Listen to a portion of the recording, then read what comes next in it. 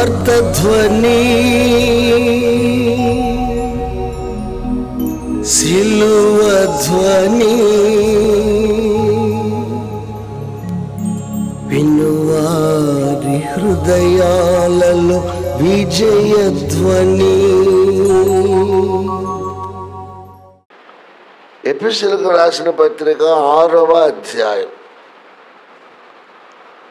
Lighting అందుబాటులో ఉన్నవారు, Bible ఉన్నవారు చూసుకోండి. 6వ అధ్యాయం. చాలా చక్కటి విషయాలు ఉన్నాయి 6వ అధ్యాయంలో. మనకు కావలసిన మాట చదువుకుందాం. అయితే ఫస్ట్ నుంచి కొంచెం చదువుదాం. నేను చదువుతాను, ఒకసారి చూసుకోండి. పిల్లలారా, మొదటి 6వ అధ్యాయం ఎఫెసియన్స్. ప్రభువునందు మీ తల్లిదండ్రులకు విధేయులై ఉండుడి, ఇది ధర్మమే. అబ్బా, కొంచెం వివరణ తీసుకుందాం. ధర్మమే. నీకు మేలు కలుగునట్లు నీ తండ్రిని నీ తల్లిని సన్మానింపుము, అప్పుడు నీవు భూమి మీద దీర్ఘాయుష్మంతుడు వగదువు. తల్లిని నీకు మేలు కలుగునట్లు తల్లిని తండ్రిని సన్మానించాలి. ఎవరైనా తీసుకుందాం. భూమి మీద దీర్ఘాయుష్మంతుడు వగదు. ఇది వాగ్దానముతో కూడిన ఆజ్ఞలలో మొదటిది. ఇక తండ్రులారా,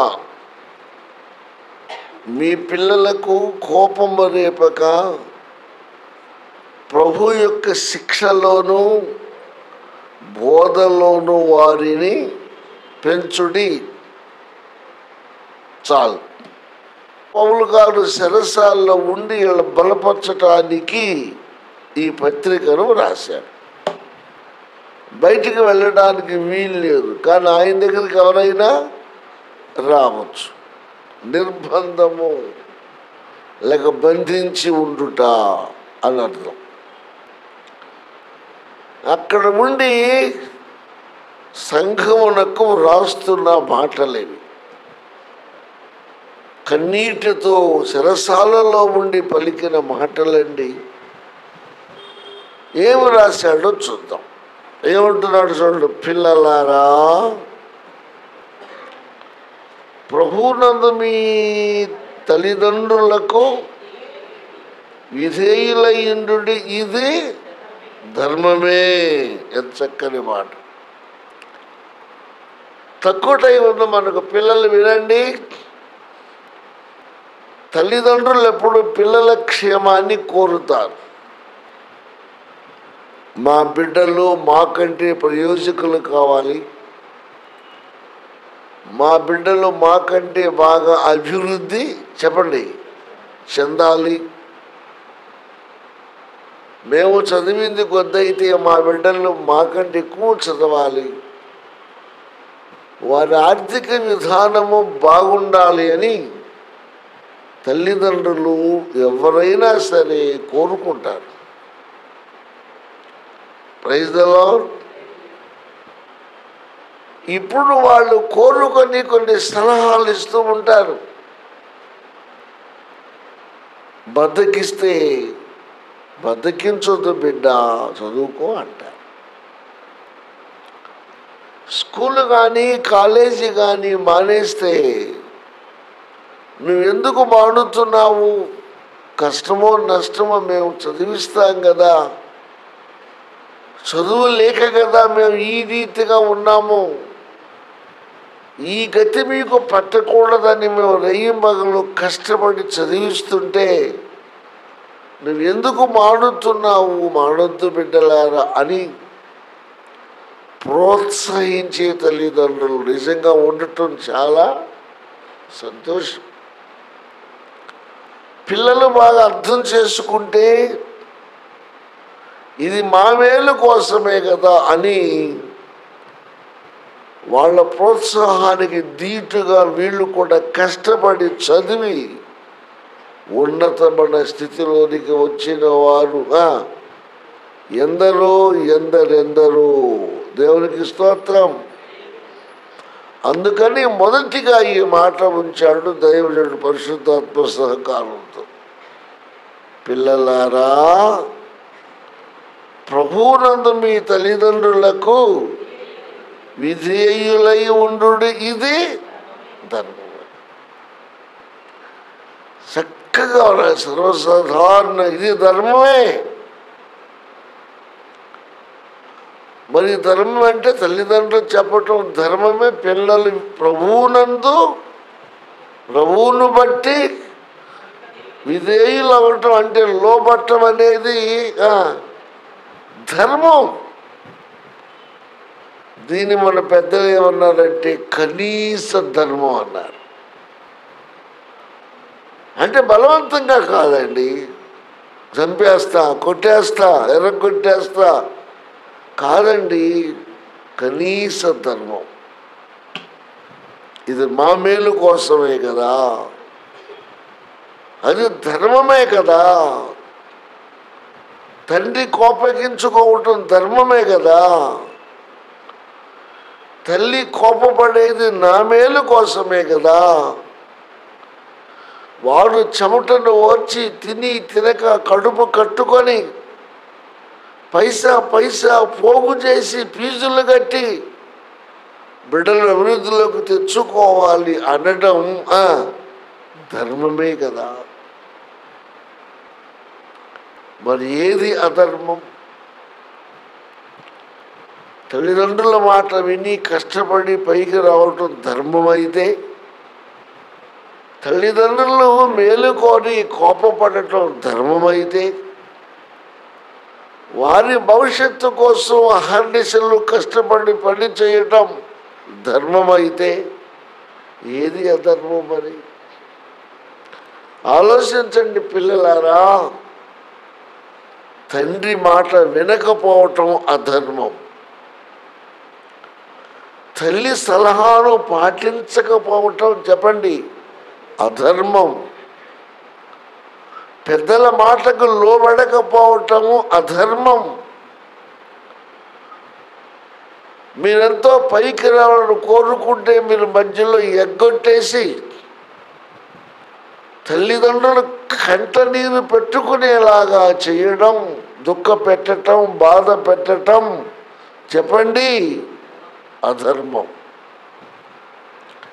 ఇది సహజ ధర్మం అంటాం, జనరల్ అంటాం. కాబట్టి పిల్లలు అర్థం చేసుకోండి. బైబిల్లో స్పష్టంగా ఉందని చూడండి. ఇది చెప్పండి, మీరు చెప్పండి, ధర్మమే. అయితే మరి కొంతమంది ఎదురు తిరుగుతారు, అది బుద్ధిహీనత, అది అధర్మం. మనం ఎందుకు చర్చికి వస్తాము? ఎందుకు దేవుణ్ణి నమ్ముతాము? ఎందుకు వాక్యాన్ని చదువుతాము?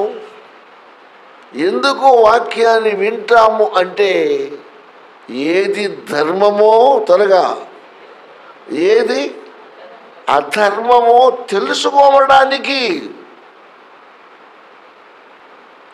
ఒకళ్ళు ఎవడైనా ఆడపిల్ల కానీ మగపిల్లవాడు కానీ ఎదురు తిరిగితే ఇది ధర్మమేనా అని అడగొచ్చు కూడా. నేను అడుగుతాను చాలా, ఇది ధర్మమా నీకు?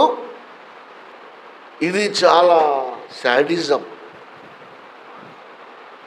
ఎవరైనా సరే ఇది అర్థం చేసుకోవాలి, ధర్మమును పాటించాలి. కొంతమంది వారి శరీరాన్ని లెక్కేసుకుంటా, నేను కూడా పెద్దవాడనయ్యాను. పెద్దవాడంటే పెద్దవాడు కాకూడదని కాదు. ఎంత పెద్దవాడైనా త్వరగా చెప్పండి, తండ్రి తండ్రే, చెప్పండి కొడుకు కొడుకే.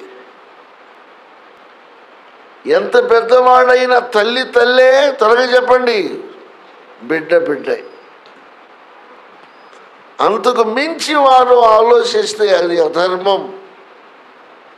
తల్లిదండ్రులను లెక్క చేయకపోవటం అది ఏమాత్రము కూడా మంచిది కాదు.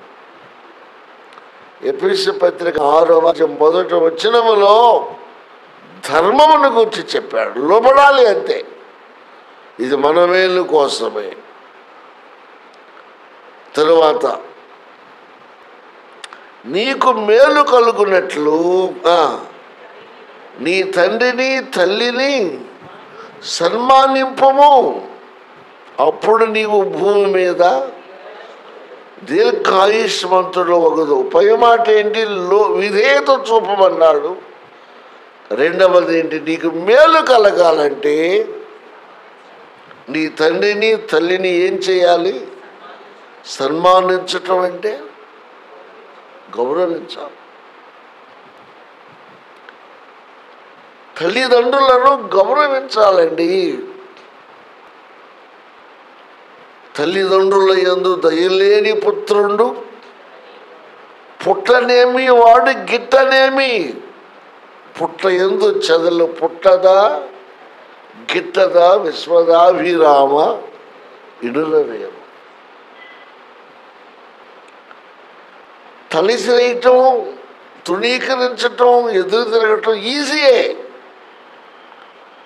కానీ తల్లిదండ్రులు చాలా ఓర్చుకుంటారు. ఎక్కడైనా వారి మనసు ఇసుక చెందిందంటే, చివుక్కుమందంటే మనలో వాళ్ళ ప్రేమను పొందటం చాలా కష్టం.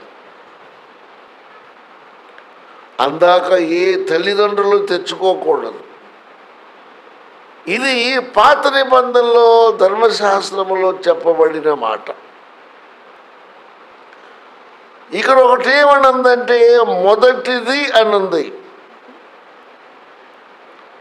ఈ వాగ్దానముతో కూడిన ఆజ్ఞలలో ఏంటది? తల్లిదండ్రులను సన్మానించటం. ఏవి కలుగునట్లు? మేలు కలుగునట్లు, ఇంకేమి దొరుకునట్లు, భూమి మీద దీర్ఘాయువు కలుగునట్లు. 10 కాలాలు బ్రతకాలి అంటే, అనుకున్న దానిలో విజయం సాధించాలి అంటే తల్లిదండ్రులను సన్మానించాలి. ఇది ఒట్టి మాట కాదు. పూర్వకాలమందు వాగ్దానాలు ఉన్నాయి, ఆజ్ఞలు ఉన్నాయి. వాటిలో ఇది మొదటిది. నిర్గమాకాండం 20వ అధ్యాయం చూడండి. ఎలా మొదటిది ఒకసారి చూద్దాం. నిర్గమాకాండం 20వ అధ్యాయం ఎలా మొదటిది? నిర్గమాకాండం 20వ అధ్యాయం 1వ వచనం చదువుతున్నాను, చూడండి. దేవుడి ఆజ్ఞలన్నీ వివరించి చెప్పాను. నీ దేవుడైన యెహోవాను నేనే దాసుల గృహమైన ఐగుప్తు దేశంలో నుండి నిన్ను వెలుపలకు రప్పించి తిని, నేను తప్ప ఏరొక దేవుడు నీకు ఉండకూడదు. పైన ఆకాశం అందే కానీ భూమి అందే కానీ భూమి క్రింద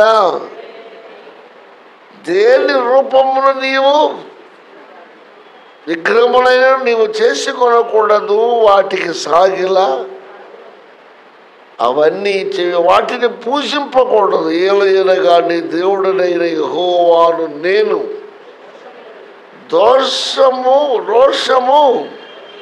రోషము గలవాడు. నన్ను ద్వేషించు వారి విషయములో 3-4 తరముల వరకు తండ్రుల దోషమును కుమారుల మీదకి రప్పించుచు, నన్ను ప్రేమించి నా గైకొను వారిని 1000 తరముల వరకు కరుణించువాడనై ఉన్నాను. సరే, అది దేవునికి మనిషికి సంబంధించిన విషయం.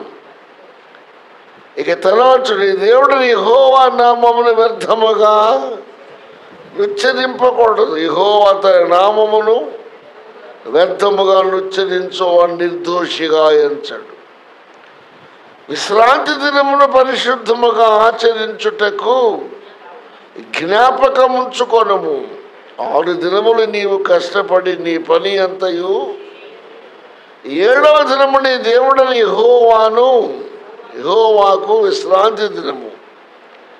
దానిలో నీవైనను, నీ కుమారుడైనను, నీ కుమార్తె అయినను, నీ దాసుడైనను, నీ దాసి అయినను, నీ పశువైనను, నీ ఇండ్లనున్న పరదేశి అయినను ఏ పనియు చేయకూడదు.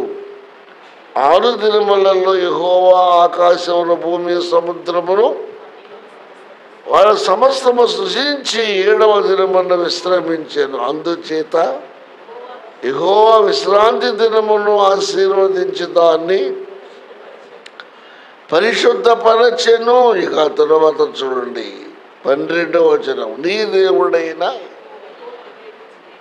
దేశములో నీవు అగ్గున్నట్లు నీ తండ్రిని నీ తల్లిని సన్మానించు. పై ఆజ్ఞలు మానవుడికి దేవునికి సంబంధించిన విషయాలు. ఇక్కడ నుంచి మొదలు పెడితే ఈ కింద వాటి వరుసలో ఇది మొదటిది. మొత్తం 10 ఆజ్ఞలు. ఆ పై మానవునికి దేవునికి సంబంధించిన వాటిని వేరు చేస్తే మనుషుల మధ్య జరగవలసిన ఒడంబడికలో ఎవరు మేలు కోరుతున్నారో, ఎవరు ఎలా ప్రయాసపడు అర్థం చేసుకునే విషయంలో, కుటుంబ విషయాలలో, సామాజిక విషయాలలో ఇది మొదటిది. Praise the lord. హల్లెలూయా. అందుకని మీకు క్లారిటీ ఇస్తున్నా. మొదట అది కదా, మరి ఇదేంటి అని. ఆ పై ఆజ్ఞలు మానవుడికి దేవునికి చెందిన ఆజ్ఞలు. ఇది కుటుంబపరముగా నీ తండ్రి నిన్ను గద్దించేది, ఆజ్ఞాపించేది, నువ్వు గౌరవించేది ఈ కింద లిస్టులో మొదటి ఆజ్ఞ. Praise the Lord. అది దైవజనుడైన పౌలు గారికి తెలుసు కనుక ఏమన్నాడు? ఇది మొదటి ఆజ్ఞ. ఏ పిల్లలు దీన్ని అర్థం చేసుకుంటారో వారికి మేలు కలుగుతుంది. రెండవదిగా ఏం కలుగుతుంది? దీర్ఘాయువు కలుగుతుంది. ఇక ఆ తరువాత ఇది అర్థం చేసుకున్న తర్వాత మళ్ళీ తల్లిదండ్రులకు చెబుతున్నాడు. ఏమంటే, తండ్రులారా మీ పిల్లలకు కోపము రేపక ప్రభు యొక్క శిక్షలోను బోధలోను వారిని పెంచుడు. ఎలా పెంచాలి? పిల్లలను ఎలా పెంచాలి? పిల్లల బాధ్యత ముందు రాశాడు. ఇప్పుడు తల్లిదండ్రుల బాధ్యత అర్థం చేసుకోండి. ఎలా పెంచాలి? శిక్షణ.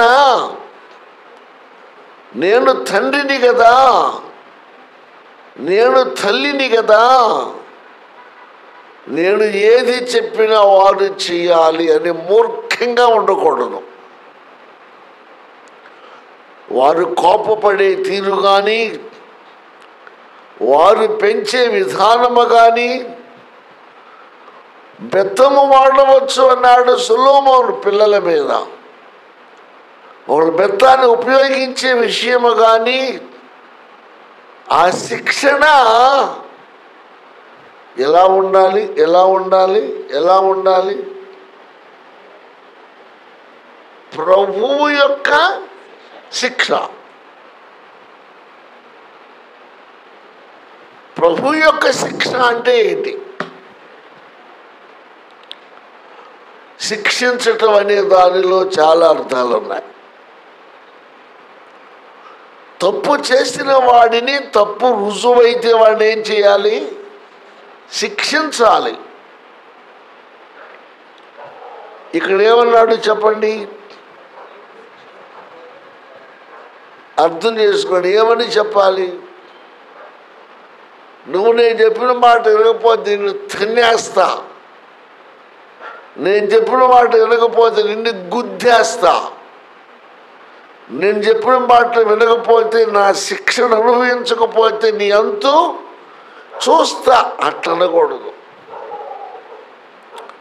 అట్లా అంటే ఇప్పుడు అది ఎవరి శిక్ష అవుతుంది? తండ్రి శిక్ష అవుతుంది. అది కొంచెం మూర్ఖత్వానికి దారి తీసే పద్ధతి అవుతుంది. అందుకని నీ పిల్లవాడిని ఏం చేయాలంటే ప్రభువు దగ్గరకు తీసుకురావాలి.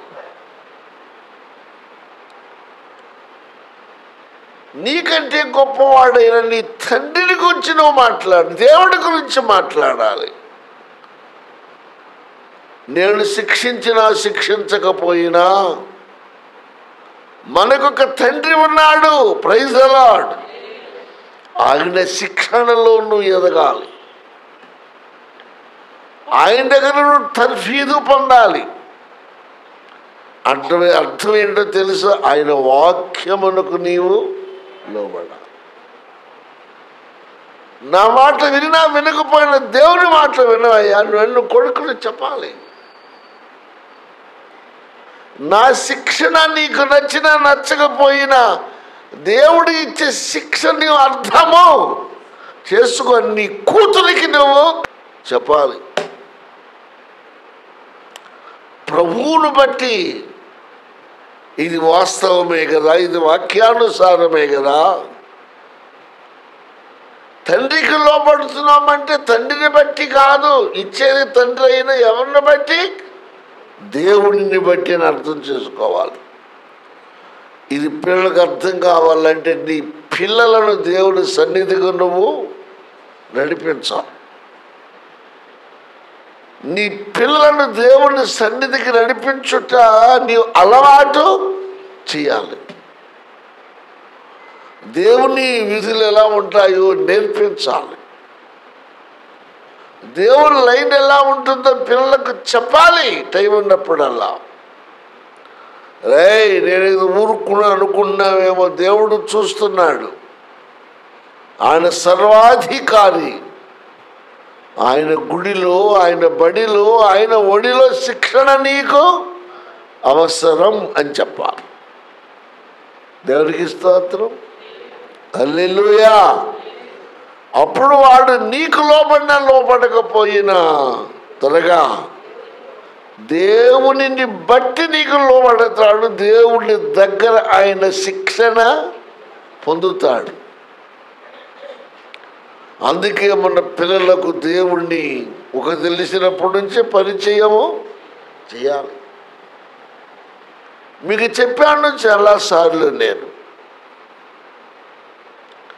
మా అమ్మ వాళ్ళ నాన్నగారు వాడిన గట్టి కర్ర చూసారా ఎంత మేలు చేసిందో. ఆ మూలను పెట్టి ఉండేది. మా తాత వాడాడట, మనకు తెలియదు. మా తాత ముఖం కూడా మాకు పెద్ద గుర్తులేదు. కొన్ని అనుభవాలు మాత్రమే గుర్తున్నాయి. ఆ కర్రలు తీసుకువచ్చి గుమ్మం మీద, అడ్డంగా గుమ్మం మీద కూర్చున్నా. కర్రల కింద కొడితే కంగుమని పైకి లేస్తుంది. ఇట్లా లెగుస్తుంది, అంత గట్టిగా ఉంది. అమ్మమ్మ బావి దగ్గర నీళ్లు తెచ్చుకుంటారు ఉదయం. నాకు మనసులో అనిపించింది, కర్ర ఇంత గట్టిగా ఉంది, ఎవరితోనన్నా గొడవ వస్తే ఈ కర్ర పెట్టి బుర్ర మీద ఒకటి తీస్తే వాటి పరిస్థితి ఎలా ఉంటుంది అనుకున్నా.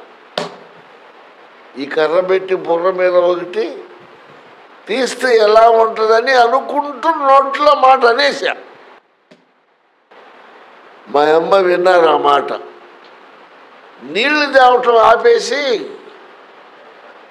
ఎవడి బుర్ర పగల కొడతావు నన్ను అని పట్టుకుంటాను.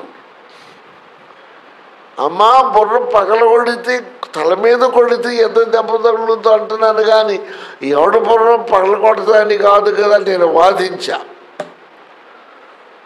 నన్ను చిన్నప్పుడు సేవకు సమర్పించారు. మా అమ్మ తీసుకెళ్ళి మా అమ్మమ్మకి చెప్పింది.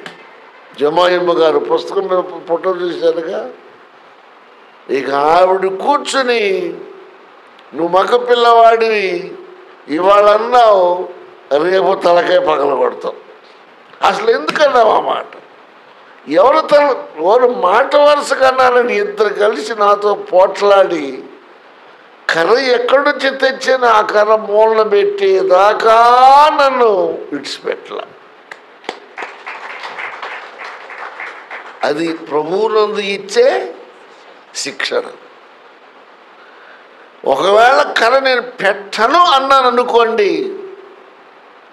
నన్ను కొట్టైన కర్ర అక్కడ పెట్టించవచ్చు. ఆ అధికారం వాళ్ళకి ఉంది. నా ప్రభువు నన్ను ఎలా నడిపించాడో చూడండి. అమ్మో, ఇలా పోరు పనలేనని తీసుకెళ్ళి ఒడ్లు దాసే పెద్ద బాణం ఉండేది, దాని నిండా ధాన్యం ఉండేది. ఆ ధాన్యం మూత మీద అమ్మమ్మ బైబిల్ పాటల పుస్తకం ఉండేది. ఆ చాటును తీసుకెళ్ళి పెట్టేసానండి. మళ్ళీ ఆ కర్ర వైపు నేను చూడలా. ఇక ఆ కర్ర ఏమైందో నాకు తెలియదు. అది లోబట్టం అంటే, అది అర్థం చేసుకుంటాం అంటే. కొందరు బుద్ధిహీనులు ఉంటారు, తండ్రిని మోసం చేస్తారు. కొందరు బుద్ధిహీనులు రాండ్రు ఉంటారు, తల్లిని మోసం చేస్తారు. వినరు, కొన్నాటికి వాళ్ళు సర్వనాశనం అయిపోతారు. అందుకని వారికి మేలు కలగాలి అంటే చెప్పడు, వారికి దీర్ఘాయువు కలగాలి అంటే యేసు ప్రభు శిక్షణలో వారిని పెంచాలి, వాక్యములో వారిని పెంచాలి. లోబట్టం అనేది కూడా ఎలా ఉంటుందో వారికి, నన్ను బట్టి కాకపోయినా దేవుని బట్టి నేను లోబడరా అని చెప్పాలి. దేవునికి స్తోత్రం, హల్లెలూయా.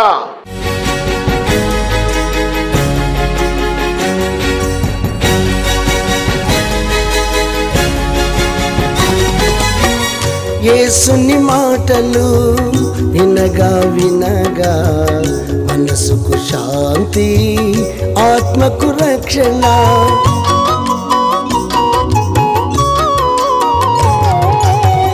యేసుని మాటలు వినగా వినగా మనసుకు శాంతి, ఆత్మకు రక్షణ. యేసుని మాటలలో విలువను ఎరిగినచో, యేసుని మాటలలో విలువను ఎరిగినచో నీ బ్రతుకంతా మేలే మేలుగా, నీ బ్రతుకంతా మేలే మేలుగా. వినగా వినగా యేసు సువార్త కలుగును హృదయాలలో విశ్వాసం. వినగా వినగా యేసు సువార్త కలుగును హృదయాలలో విశ్వాసం. అందుకే అందరూ రండి, కూర్చోండి, వినండి. అందుకే అందరూ రండి, కూర్చోండి, వినండి. యేసయ్య మాటలు వినండి. సువార్త ధ్వజం, సిలువ ధ్వజం, వినువారి హృదయాలలో విజయ ధ్వజం, వినువారి హృదయాలలో విజయ ధ్వజం.